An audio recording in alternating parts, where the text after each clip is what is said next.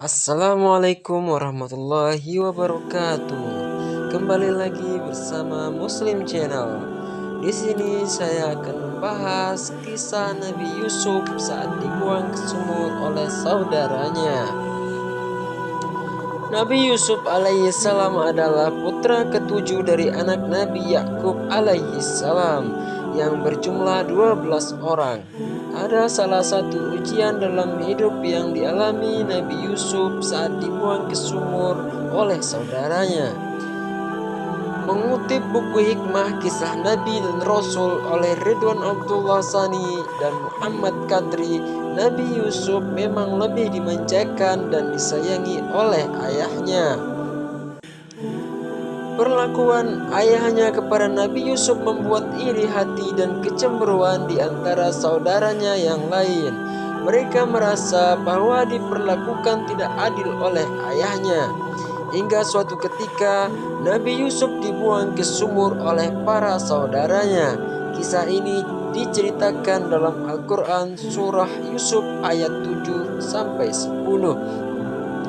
Melansir buku Kisah Para Nabi oleh Ibnu Katsir yang diterjemahkan oleh Syaifullah MS, ayat tersebut menceritakan rencana para saudara Nabi Yusuf untuk menghabisi atau membuangnya ke tempat yang jauh hingga ia tidak bisa kembali pulang ke rumah. Tujuannya agar mereka mendapatkan kembali perhatian dan kasih sayang ayahnya.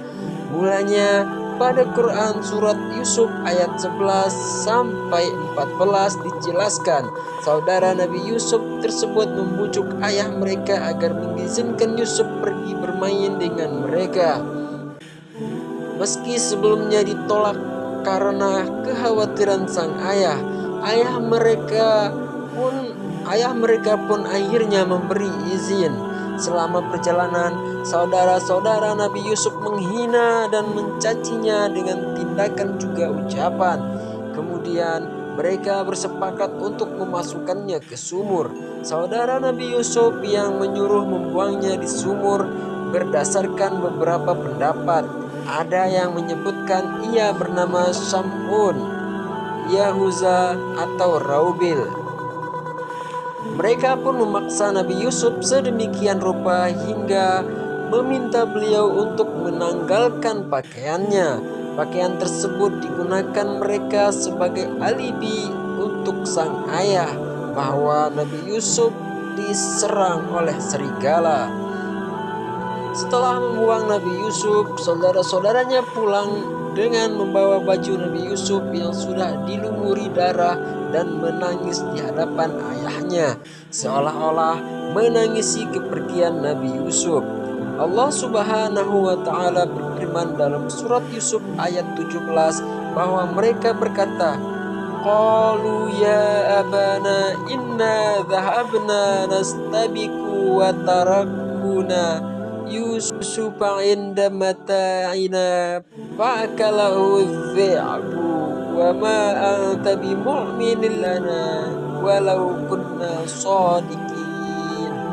Artinya, wahai ayah kami, sesungguhnya kami pergi berlomba dan kami tinggalkan Yusuf di dekat barang-barang kami, lalu dia dimakan serigala, dan engkau tentu tidak akan percaya kepada kami sekalipun kami berkata benar. Ayah mereka tidak lantas mempercayai kabar tersebut begitu saja. Setelah menyadari ada tanda-tanda meragukan, sebab sang ayah Nabi Yakub sendiri menyadari perselisihan di antara Nabi Yusuf dan saudaranya. Hal itu terjadi karena sejak kecil sudah terlihat oleh Yakub tentang tanda-tanda keagungan dan kemuliaan pada diri Yusuf. Hal itu karena Allah menghendakinya untuk mengemban misi kenabian, tulis Ibnu Katsir. Di sisi lain, Nabi Yusuf tengah duduk di dalam sumur sambil menunggu kebaikan dan kasih sayang Allah Subhanahu wa Ta'ala kepadanya, hingga datanglah para musyafir dari negeri Syam ke sumur tersebut untuk menimba air.